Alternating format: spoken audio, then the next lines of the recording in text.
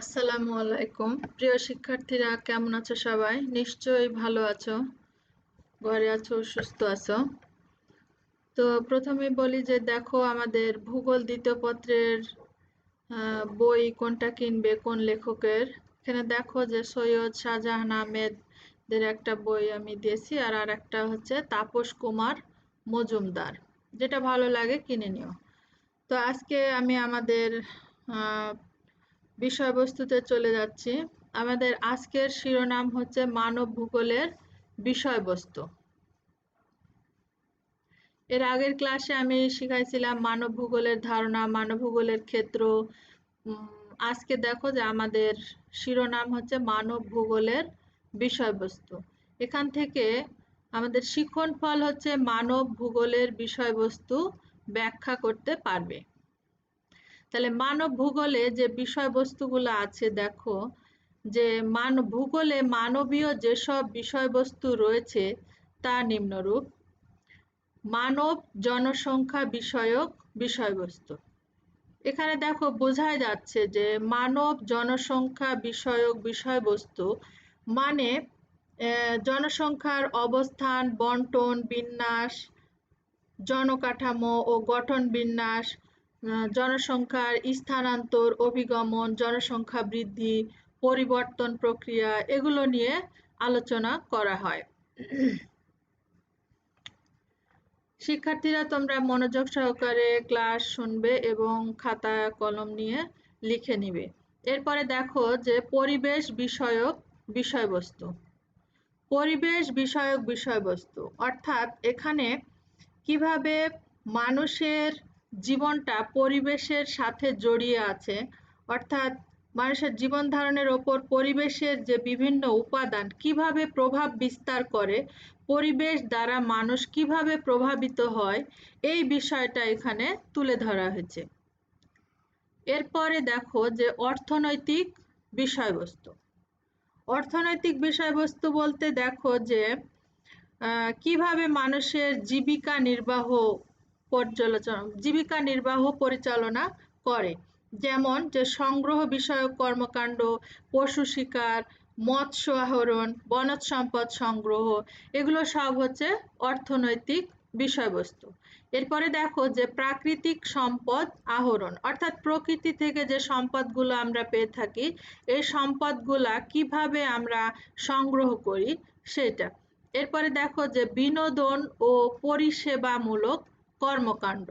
বিনোদন ও পরিষেবামূলক কর্মকাণ্ড, যেটা দেখো যে খেলাধুলা, আমাদের বিনোদনের যে মাধ্যমগুলা, যেমন খেলাধুলা, সিনেমা, টিভি, পরিচর্যা, বিভিন্ন আইন ও চিকিৎসামূলক পেশা, ব্যাংকিং ব্যবস্থা ইত্যাদির শাখা বিশ্লেষণ ছাড়াও সম্পদ ব্যবস্থাপনা, সম্পদ সংরক্ষণ, সম্পদ বৃদ্ধিমূলক কর্মকাণ্ড, এগুলো নিয়ে এই অংশে আলোচনা করা হয়ে থাকে।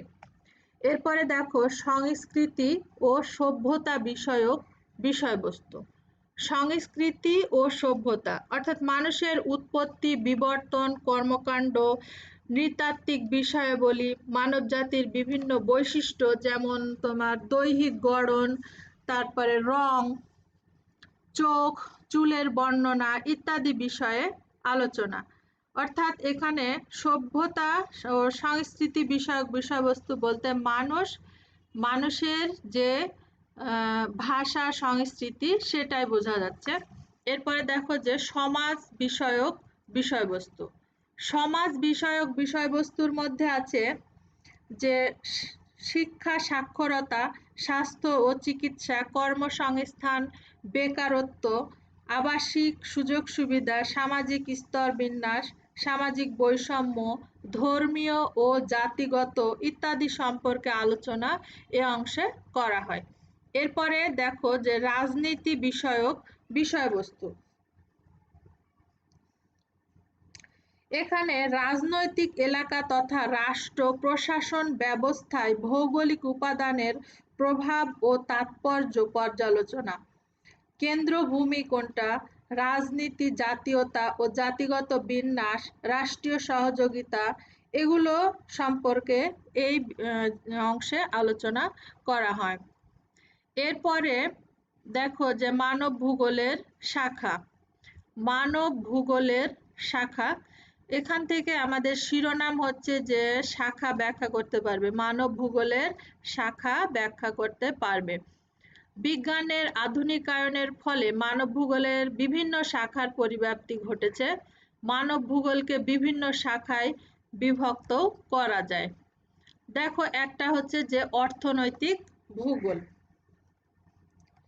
মানব ভূগোলের একটি শাখা হচ্ছে অর্থনৈতিক ভূগোল।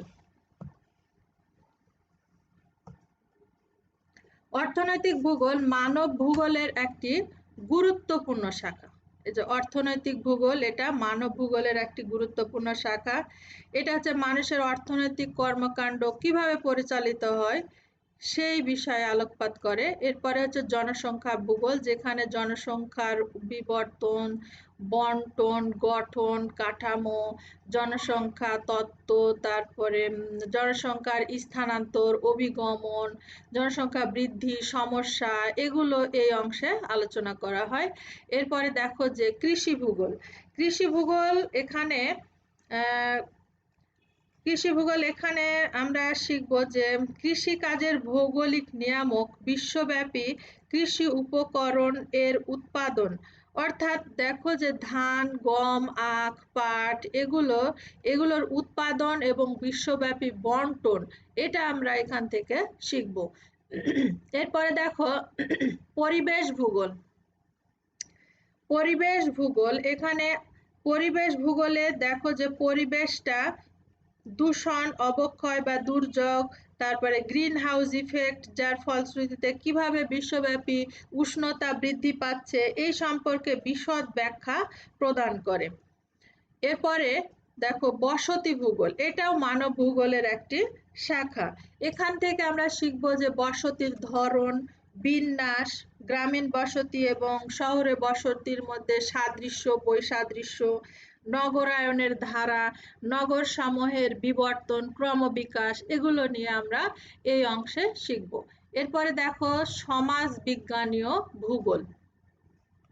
সমাজ বিজ্ঞানীয় ভূগোল, এখানে সমাজ সভ্যতার অর্থাৎ মানুষের উৎপত্তি, বিকাশ, বিস্তরণ, সভ্যতার ক্রমবিকাশ, রাষ্ট্রের উৎপত্তি, বিকাশ, এগুলো নিয়ে আলোচনা করা হয়। এরপরে দেখো পরিবহন ভূগোল। পরিবহন ভূগোলের মধ্যে পরিবহন ও যোগাযোগ ব্যবস্থা, তারপরে পরিবহন যোগাযোগ ব্যবস্থার ওপর পরিবেশের প্রভাব, যেমন সমুদ্র বন্দর, নৌবন্দর গড়ে ওঠার জন্য একটা ভৌগোলিক পরিবেশ দরকার, এগুলো এই অংশে আমরা শিখব।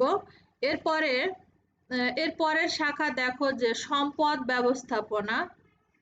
এই যে পরবর্তী শাখা দেখো যে সম্পদ ব্যবস্থাপনা, মানব ভূগোলের এটা একটা গুরুত্বপূর্ণ শাখা। এখানে সম্পদ, প্রাকৃতিক যে সম্পদগুলো আমরা পাই সেগুলো কিভাবে টেকসই উন্নয়ন, পরিবেশ বান্ধব, সুষ্ঠু ব্যবহার, সংরক্ষণ, নবায়নযোগ্য সম্পদের অধিক ব্যবহার, সম্পদের অপচয় কিভাবে রোধ করা যায়, এই বিষয়গুলো সম্পর্কে এই বিষয়ে পাঠ করা হয়। এরপরে দেখো চিকিৎসা ভূগোল। চিকিৎসা ভূগোলের মধ্যে মানুষ ও অন্যান্য প্রাণীর বিভিন্ন রোগের প্রকৃত কারণ, প্রকৃতি, তারপরে অপুষ্টি, স্বাস্থ্য ব্যবস্থা, মহামারী, মৃত্যু, এগুলো নিয়ে আলোচনা করা হয়। এরপরে ঐতিহাসিক ভূগোল। ঐতিহাসিক ভূগোলের মধ্যে প্রাচীন সভ্যতা এবং তার ক্রমবিকাশ, কৃষিভিত্তিক সভ্যতার বিস্তার, এগুলো নিয়ে আলোচনা করা হয়। তো আমাদের দেখো বিষয়বস্তু, শাখা, এগুলোর মধ্যে অনেকখানি মিল আছে। একটা যদি তুমি ভালো করে পড়ো অন্যটাও লিখতে পারবে। দেখো রাজনৈতিক ভূগোল। রাজনৈতিক ভূগোলের মধ্যে আমি এর আগে বিষয়বস্তুর মধ্যে পড়ালাম যে রাষ্ট্রের ক্রমবিকাশ, রাষ্ট্রের উৎপত্তি, তারপরে গঠন কাঠামো, রাজনীতি, এগুলো নিয়ে আলোচনা করা হয়। এরপরে দেখো সাংস্কৃতিক ভূগোল। সাংস্কৃতিক ভূগোল অর্থাৎ যে মানুষের ভাষা, মানব যে ধর্ম, বর্ণ, মানুষের সংস্কৃতি, সাংস্কৃতিক অঞ্চল, কৃষির উদ্ভব, বিন্যাস এগুলো নিয়ে এই শাখায় আলোচনা করা হয়। এরপরে দেখো আঞ্চলিক ভূগোল। আঞ্চলিক ভূগোল অর্থাৎ যে কোনো এলাকার বা অঞ্চলের বৈশিষ্ট্য পর্যালোচনামূলক ভূগোল, অর্থাৎ অঞ্চল প্রাসঙ্গিকতাই এর হচ্ছে অন্যতম বৈশিষ্ট্য। একটা নির্দিষ্ট অঞ্চল নিয়ে যে আলোচনা, সেটা হচ্ছে আঞ্চলিক ভূগোল। এরপরে মানচিত্রাঙ্কন ভূগোল।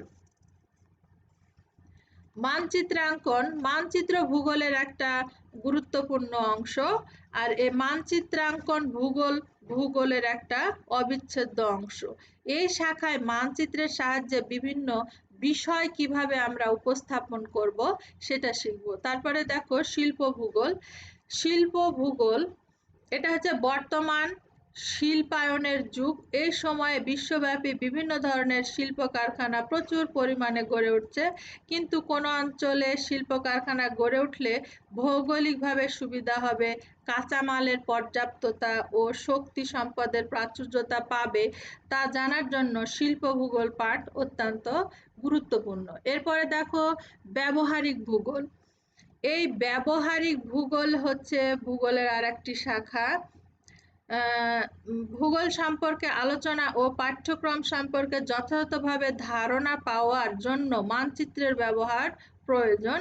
মানচিত্রের ভাষা ও গুণাগুণ সম্পর্কে নিখুঁত ধারণা না থাকলে ভৌগোলিক অনুসন্ধান সম্পূর্ণ হয় না।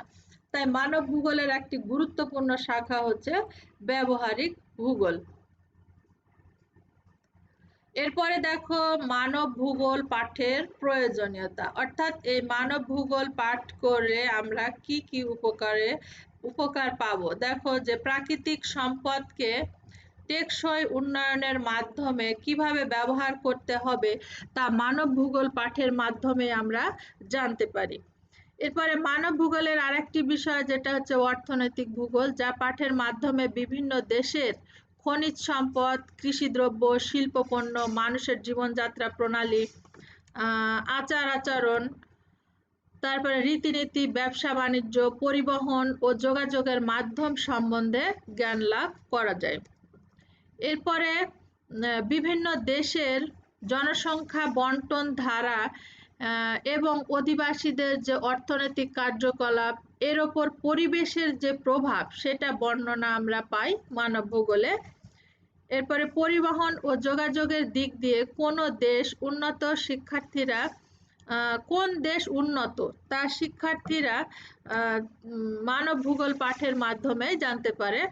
এরপরে মানব ভূগোল পাঠের মাধ্যমে পৃথিবীর বিভিন্ন অঞ্চলের লোকের সাংস্কৃতিক কর্মকাণ্ড, ভাষা, ধর্ম, জাতি, বর্ণ এগুলো সম্বন্ধে জ্ঞান লাভ করা যায়। এরপরে দেখো যে উদ্বৃত্ত পণ্য সংগ্রহ এবং চাহিদাপূর্ণ পণ্য রপ্তানির জন্য যে সঠিক তথ্য আমাদের দরকার সেটা একমাত্র আমরা মানব ভূগোল পাঠের মাধ্যমে জানতে পারি। এরপরে সীমানাগত দিক দিয়ে একটি অঞ্চল থেকে আরেকটি অঞ্চল ভৌগোলিকভাবে পৃথক। এই পৃথক কিভাবে করা হয়েছে এবং এক দেশের সঙ্গে আরেক দেশের সম্পর্ক কেমন তা মানব ভূগোল পাঠের মাধ্যমে আমরা জানতে পারি। তো শিক্ষার্থীরা, আজকে আমাদের আলোচনার বিষয় ছিল মানব ভূগোলের বিষয়বস্তু, মানব ভূগোলের শাখা, আর হচ্ছে মানব ভূগোল পাঠের প্রয়োজনীয়তা।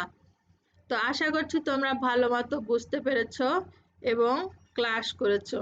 আর তোমরা সব পয়েন্টগুলো লিখে নিবে, কারণ বইয়ে খুব স্পষ্টভাবে সব বইয়ে দেওয়া থাকে না, এজন্য আমি যেগুলো পড়াই সেগুলো তোমরা লিখে নেবে খাতায়।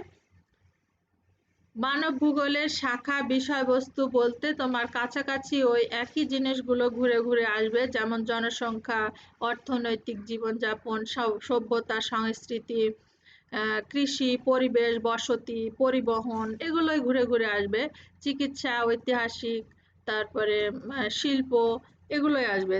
তোমরা একটু খেয়াল করে পড়বে, তাহলে একটা পড়লেই দুটা অ্যান্সার পারবে। এরপর দেখো যে মানব ভূগোল পাঠের প্রয়োজনীয়তা।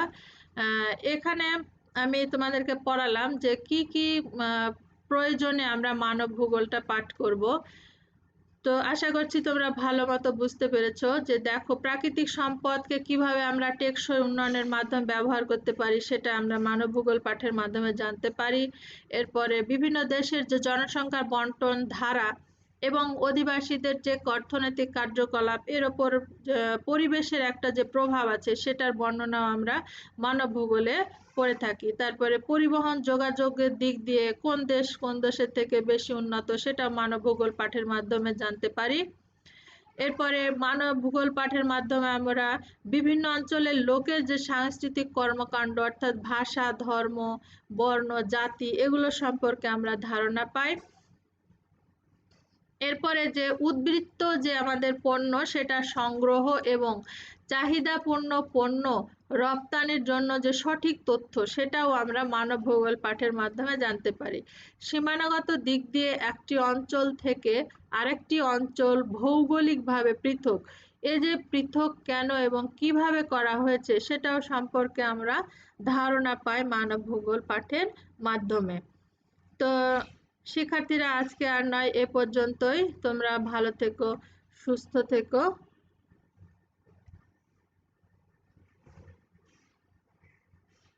আল্লাহ হাফেজ।